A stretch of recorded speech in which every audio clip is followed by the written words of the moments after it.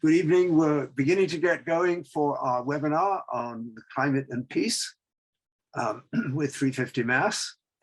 And while we do get together, it would be great if folks could put in the chat several things. One is your name, your preferred pronouns also, where you're from. If you're a 350 Mass person, what's your 350 Mass node, or otherwise, where you're located, if necessary, some organizational affiliation, but especially where you're from, that would be good to know. And then if there's anybody who has had experience of war, maybe you've lived in a war zone somewhere around the world, or if you've had experience in the military of any kind, it would be really interesting to see that in the chat as well. So as I say, put that in the chat if you would, while we wait and hopefully get one or two more people. And as you perhaps heard, this is getting recorded, so we will make a recording of the whole webinar available. It should be ready sometime next week. And particularly if there are people who pre-registered, we'll make sure that those folks get the recording. So I think what I'm going to do now is just say one or two other introductory things. My name is John McDougall. I'm with the Cambridge node of 350 Mass, but also in Mass Peace Action, which is a broad group which has a subgroup within Mass Peace Action concerned with the climate and peace and the connections there. And I'm really indebted to a bunch of people who helped put this webinar together. In 350 Mass, Judith Black, who is with us tonight, has been super helpful. In addition, Diane Fine, who very much helped get this whole idea off the ground. Unfortunately, Diane is not feeling well, so she won't be able to join us tonight. But as I say, if it wasn't for particularly those people, this wouldn't be possible. And Evan, who many of us in 350 know well, who is one of the staff people from Better Future Project. Evan will be doing the tech work for tonight. And thanks so much to Evan for doing that. So let me see, I think, oh yeah, what I will do, and before I introduce our guest, our presenters, I thought I'd just give everybody a quick overview of what is in store for this webinar, and we'll be done by 8 o'clock our time. So what will happen is our presenter, Gary, will give his talk with slides for about 20 minutes. And what I would suggest maybe is, while Gary's doing that, if people have questions on points of clarification, if that's okay, Gary, by all means interrupt. But if you'd rather just go right through Gary, that's totally fine too. Okay, so Gary will do a presentation. Then we have one particular action item right there that we're going to ask everybody to do, that really ties into this whole question of the military as a huge emitter of carbon and other pollutants.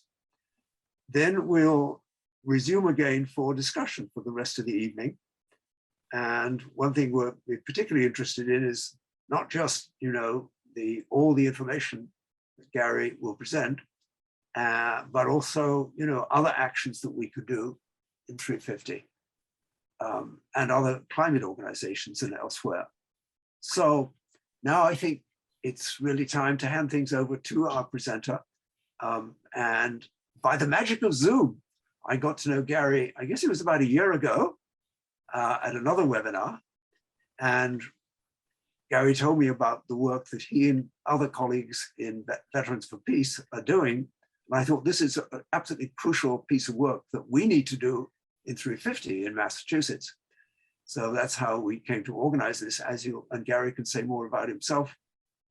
He's active not only in Veterans for Peace, which has a whole group of people doing these presentations, but Gary's also active in the local 350 in San Diego, out on the West Coast. So, and Gary will be joined by a colleague, Janet, and maybe Janet, you could introduce yourself. And Gary, say a bit more about your background, but I think we're ready to roll. Gary, take it away, if you would. Thank you, John, and thank you folks in Massachusetts. I hear you had a good experience, although it didn't seem to overturn the authorities with the Peaker action, but I'm glad a couple of you have made it here. John and I met during, I think it was a Bruce Robb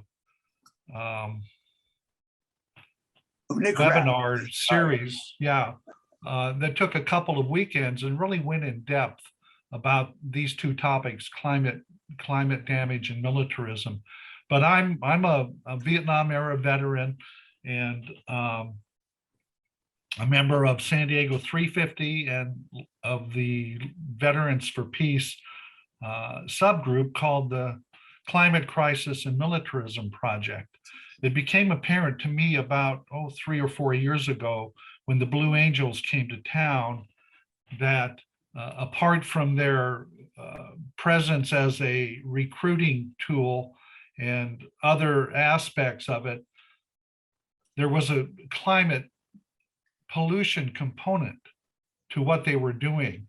And I went and approached some folks at San Diego 350, and they really did not have a really in-depth appreciation about the military's contribution to the climate crisis.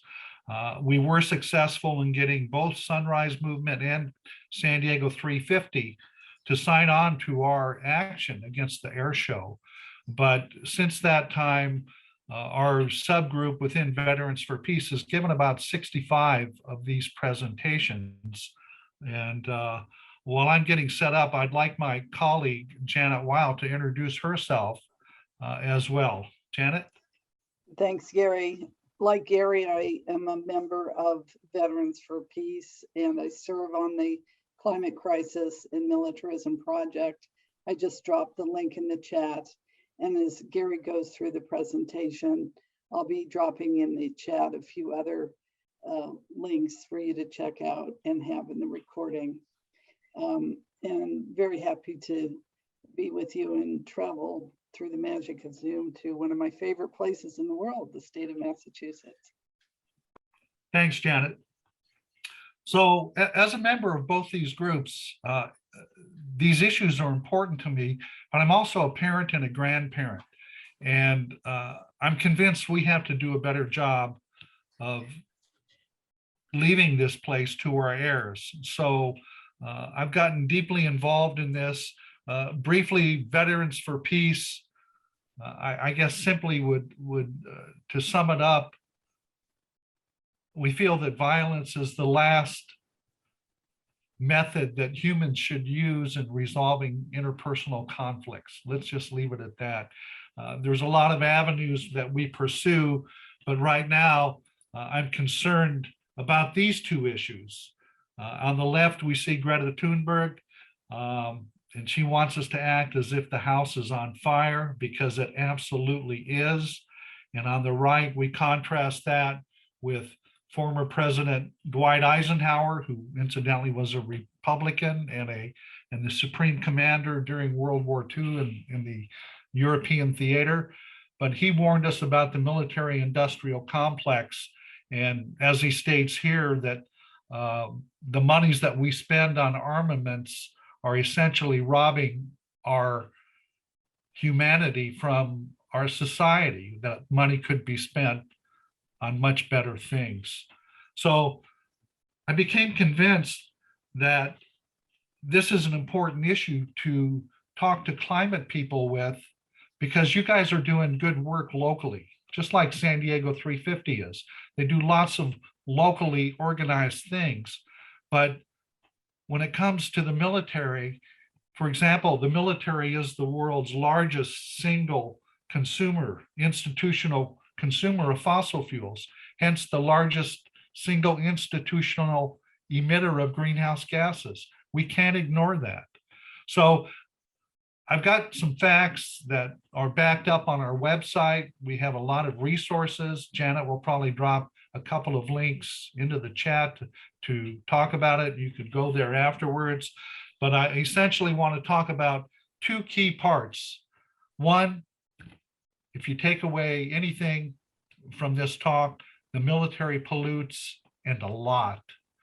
Secondly, the military spends a lot of money.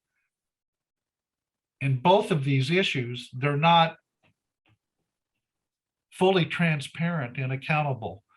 And we can do something about it. You can do something about it. We feel at Veterans for Peace, we've got a unique perspective, if you will, on the military, and coupling it with seeing what the military does to the climate, not how the military is going to respond to the climate. We feel that a better informed public is going to help us make some changes. The US military is the single largest institutional user of petroleum products and the most prolific single institutional emitter of greenhouse gases. This is an example. It's a B-52. They've been around almost as long as I have. And just in an hour, it uses as much fuel as an average car driver would use in 7 years with the attendant pollution out of it. And of course, jets are the most prolific producer of greenhouse gases, and the US has the largest military aircraft fleet in the world. We have over 13,000, the rest of the world has 15,000.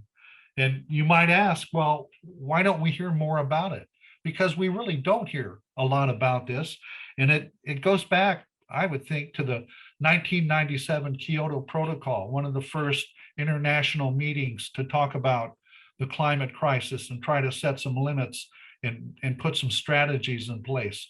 Well, at that meeting, the United States was successful in lobbying to exempt most military emissions from being counted against a country's numbers. The sad fact is the US didn't even participate. The US never signed on to the 1997 Kyoto Protocol.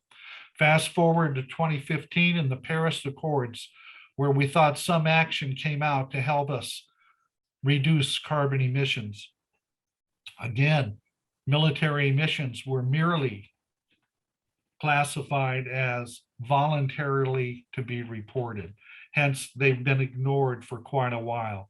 Now, a lot of this information is from the National Priorities Project, the Institute for Policy Studies. We have Brown University. And if we look at the US military as a whole, it actually, if it were a country, would rank as number 47 out of about 175 countries in greenhouse gas emissions. And this is just from estimating emissions from fuel usage. It excludes many of the other components that comprise military emissions. One institution emits more greenhouse gases than nations such as Sweden, Finland, New Zealand. We can't ignore it. And again, I reflect on the Blue Angels, and there are air shows starting up again this year, and they use, each time they go up, they use about 9,100 gallons of jet fuel per hour. And that's the equivalent CO2 produced by a car driven nearly 150,000 miles. So is this really entertainment for us or pollution? Another factor that we have to remind ourselves of is that the US maintains approximately 750 bases overseas in over 80 countries. These bases range in size from very small lily pads that typically have pre-positioned weaponry and supplies to huge complexes that include housing, hospitals, and their own power plants. And you can see many of these bases are clustered in the Middle East here, guarding the world's oil supplies. Most wars in the last 20 years have been on account of oil. We look at supplying bases. That's certainly one source of greenhouse gases. The military jets are the largest source, but the military also has a fleet of nearly 200,000 vehicles. such as Humvees. They get typically 4 to 6 miles per gallon.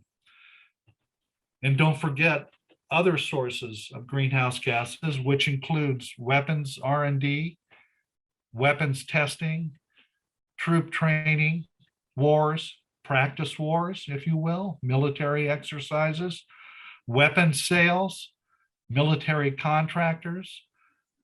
And don't forget that after any type of conflict, when rebuilding occurs, that also exacts a price on the environment through increased greenhouse gas emissions.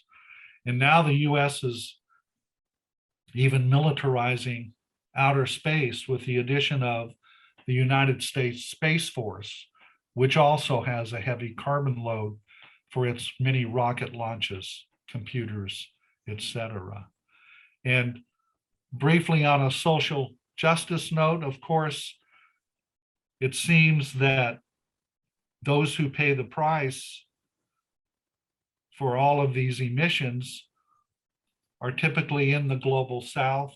We're going to see increased pressure on migration and climate migration. This is an example from India where water shortages are occurring. We see increased fires here in the US, more extreme weather, and of course, that impacts poor people disproportionately than it does everybody else. But the effects of war and preparation for war are polluting and long-lasting. And we look at, as a Vietnam era veteran, we look back on the Vietnam War, and still 50 years after that war, children there are still maimed by unexploded ordnance or born with severe birth defects from the transgenerational impact of Agent Orange. On the right, you see a burn pit, which is something, of course, that is highly polluting. And that's an open air site of solid waste incineration. And when they say solid waste, that's anywhere from paper to flammables to body parts, etc. It's been the subject of many lawsuits by both veterans and civilians. We hear about PFAS, which are per and polyfluoroalkyl substances. They're known as forever chemicals, first used in coating frying pans to give a stick-free surface, also used to waterproof clothing. It's used in dental floss and makeup, but it's also a main component of the firefighting foam that's used to put out jet fuel fires. These PFAS have been shown to cause cancers and reproductive damages. And in fact, PFAS contamination is a big topic around many military air bases because of the runoff and contamination of water supplies. And of course, we can't forget about nuclear weapons, from uranium mining to processing. They have tremendous carbon footprints, even without exploding them. And when we look at today's conflict in the Ukraine, on the left, you see a picture. It's an exacerbation, if you will, of all of these factors of increasing greenhouse gases. There's going to be some type of reparations and reconstruction once this war is ended, and it will probably be negotiated. It hopefully is not going to end in a nuclear conflagration, but at the conclusion, there's going to be reconstruction, of course, which is also going to exact a price. Now, we do hear some talk from the military about their plans. The Army has in fact produced a plan that by 2050, they have set some very lofty goals to have net zero greenhouse gases. but we know that their purpose is not to spend money on true climate mitigation, but their purpose is to fight and win conflicts. And it seems that in looking at their strategy, what they want to do is to, quote, fight more effectively than truly look at climate mitigation. And again, when we look at the war in the Ukraine, VFP, Veterans for Peace, does have a position on it. We're calling for an immediate ceasefire that accommodates the security needs of Ukraine, Russia, and Europe. And it also calls for reductions by all countries in military spending and redirection of funds to address the climate crisis. We're already seeing an increase in arms sales. We're seeing an increased arms race on account of this war. And the sad fact is that's going on, but the climate crisis is being exacerbated at the same time, because we're reminded that greenhouse emissions are still rising. And the IPCC estimates that in order to avoid overshooting the 1.5 degrees centigrade target, these emissions must peak by 2025. And we're not on that trajectory. We're going the wrong way. And this war is exacerbating it. And of course, the picture that you see there are refugees from the global south and some type of flood. Now, I want to turn for a minute, and we've looked at the pollution component of the military, and we know that they're not required to, by law, to report those emissions to the UN, to the IPCC. One of our thrusts as the Climate Crisis and Militarism Project is to get accurate and transparent reporting of emissions, and we'll talk about that in a little bit. Now I want to turn to money, our tax dollars. And I like this quote from Martin Luther King Jr. And briefly, it says, "A nation that continues year after year to spend more money on military defense than on programs of social uplift is approaching spiritual death." Well, it's merely a matter of priorities. And we look at what the US has spent over the last 2 decades in fighting the global war on terror. And it's been $16 trillion overall over the last 2 decades. $16 trillion. And I'm sure that you can come up with some options that might serve humanity better than spending all of that money on military and militarization. We could have fully decarbonized the US electric grid. We could have guaranteed preschool for every 3 and 4-year-old. We could have provided COVID vaccines for the population of low-income countries. I'm sure that you've thought about that, and there are ways to do it. To kind of put it in perspective, the chart on the left illustrates how much the US is spending on its military versus most of the rest of the world.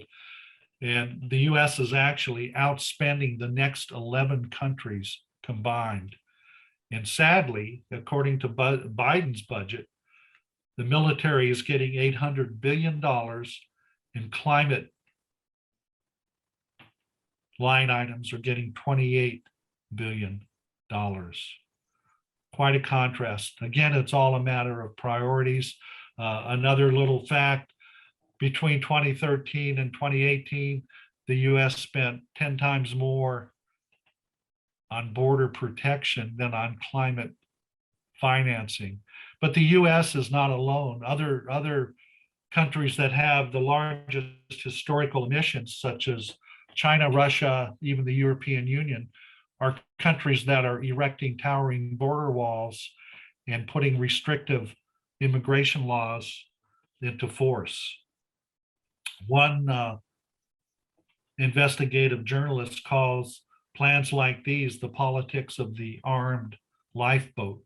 I mean, there are estimates that by 2050, there could be anywhere from 200 million to 1 billion climate refugees. That's remarkable. That's absolutely remarkable. And let's look at how the US spends its money. This is kind of a busy chart, but I want you to focus on the right side. This is discretionary spending. The military gets half at 765 billion. That's what Biden proposed. That was more than what Trump put out there. But the Congress came back and put 23 billion on top of that to put it at 783.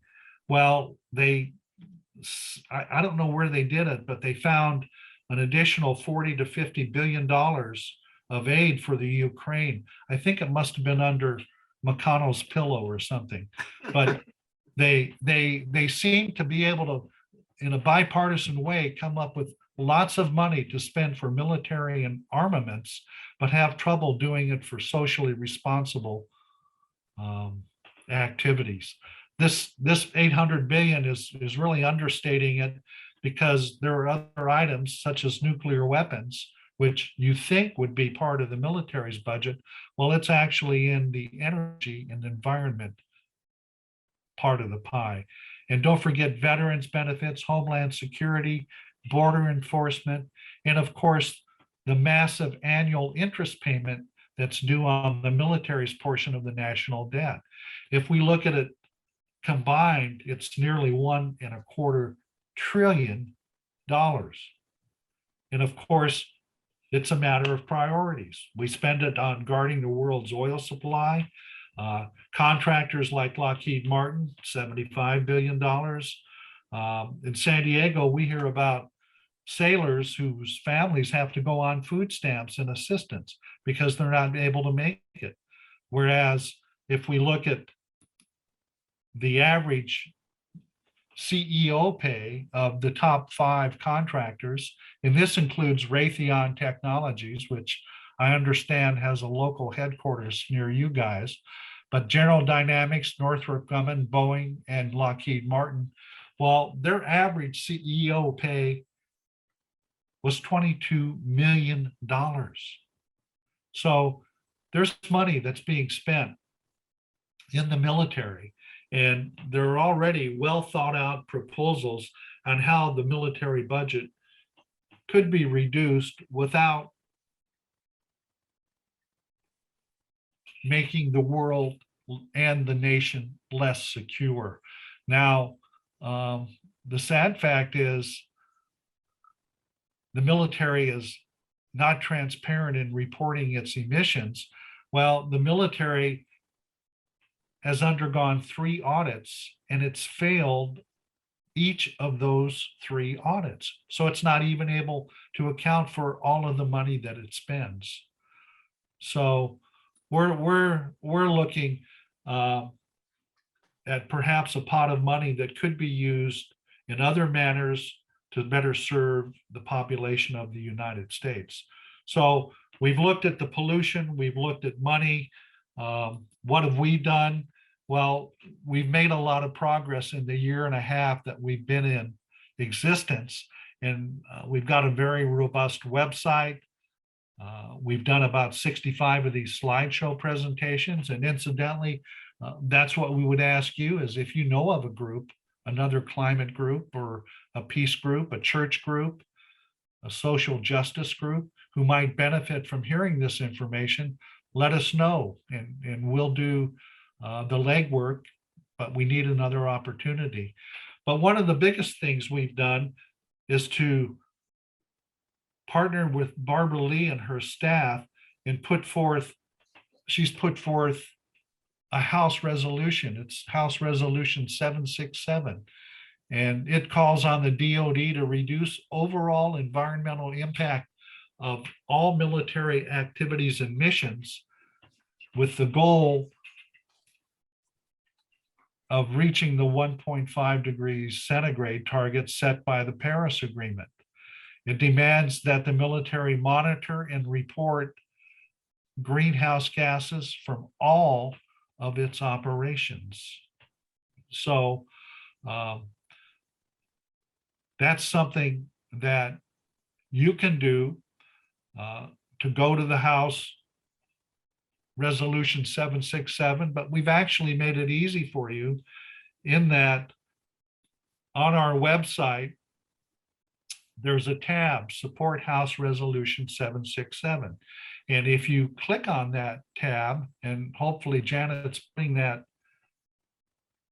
in the chat right now, it'll take you directly to a petition that calls on your specific congressperson after you populate the information. And you can do that with just a couple of keystrokes. And in fact, we're going to ask you to do that in a minute, but you can also call your members of Congress. And I understand that James McGovern is already a co-sponsor of this House resolution, but it's something concrete that you can do. And in fact, I think that we'll take a moment right now. Is that okay with you, John? If we Sure. take a moment and pause, Right. and Fine with people me. can click on that link. Is that link in there? Okay, I gotta resurrect my chat here. I guess another thing we can do, first of all, thank you so much, Gary. Lots of tremendously helpful, depressing, but really helpful, crucial information. I guess another thing, maybe we could leave on the screen the phone numbers for each of our Congress people to pick up the phone and call. You can do it either online by clicking on the link, or you can make a call. And we'll do that. Right. Am I right that right now there's no Senate version of H.R. 767? That's correct. We were told that Senator Warren might be the one to introduce this, but we have not heard further. So it is not introduced at this moment. And this is one concrete piece that's been introduced. And we'll give you a minute if you want to copy this down. Janet has also put in the chat the Central Congressional Switchboard number, which is 202-224-3121, which works for all members. You simply dial that number and ask for your congressperson. So certainly, if you're in McGovern's district, it would be nice to thank him for being a co-sponsor. And if you're in one of the other ones, and I'm in San Diego, and it's kind of refreshing for me to see this. These are all Democrats of one sort or another, and hopefully they'd be amenable to co-sponsoring this along with James McGovern. So that is going on our website. You can schedule a presentation. There are a lot of resources on this website. Janet has done a great job of working with our staff to put information up here and keep it current. There are a couple of short videos that you could view, which reinforce the information that we have provided you here. Also on our website, there's an informational brochure that can be printed and handed out. I took a packet of these to our local Earth Day and actually scheduled 3 talks from discussing it. We also have some bumper stickers.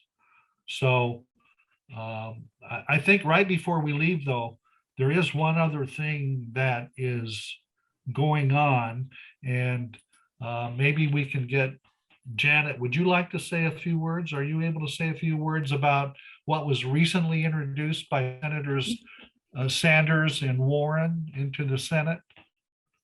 Yeah, actually, yes, Senator Sanders took the lead on this bill, which would require the president to use the Defense Production Act to provide us with things that we actually need.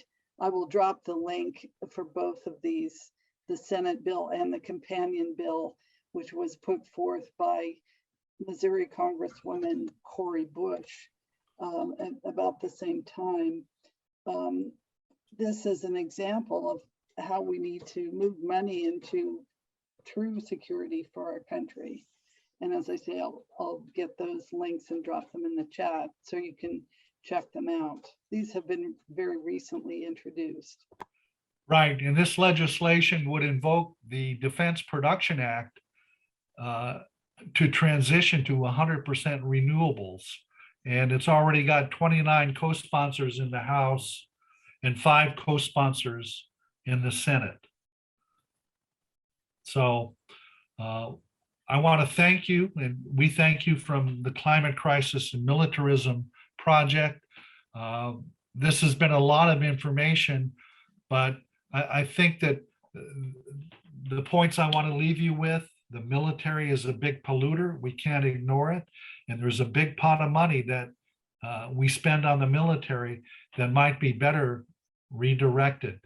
And I'm a firm believer that together we can amplify our voices and make them heard.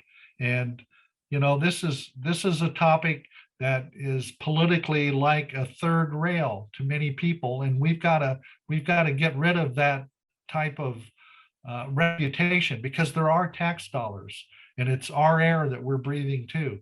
So you know, we're Veterans for Peace. We don't have anything against veterans. We just have issues with the politicians who make the decisions on what to do with veterans and how to spend that money. And we need your help. So let's open it up and maybe we can have some discussion here.